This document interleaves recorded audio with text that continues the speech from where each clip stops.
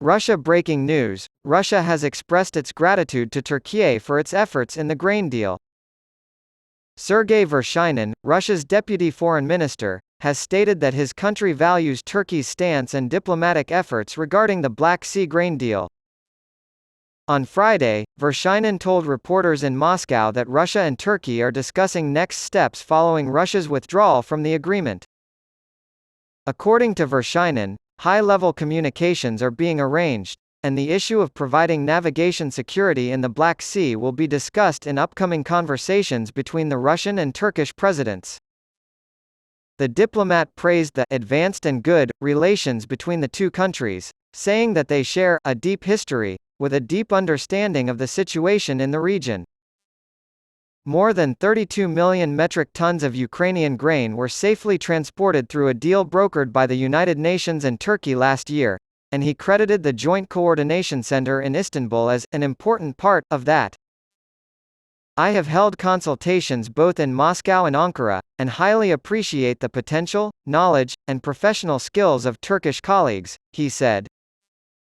The official said he believes that Moscow and Ankara will inevitably continue to communicate in order to achieve results that will benefit both Russia and Türkiye, and regional stability.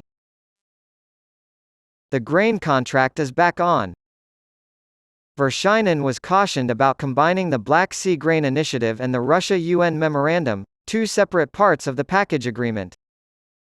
He explained that the initial term of the Black Sea Grain Initiative was 120 days and that it was extended once with mutual consent before being dissolved when Russia declined to participate in the extension. Meanwhile, he said, the memorandum between Russia and the UN was signed for 3 years, is still valid, but can be terminated by either party at any time. The deputy minister claimed that the grain deal went against the stated intention of providing aid to developing nations. He cited UN statistics showing that only 3% of Ukrainian grain made it to African shores, and that bulkers were instead transporting corn to Europe. The diplomat emphasized that Russia is prepared to support the extension of the deal once progress is made in implementing the Russia-UN memorandum. Military escort of ships carrying food from Ukraine outside the grain deal is an option, but according to Vershinin, it is dangerous and unrealizable. He warned against continuing shipments without Russia's security guarantees. On Monday, Russia announced that it would no longer be a part of the agreement that was reached in July 2022.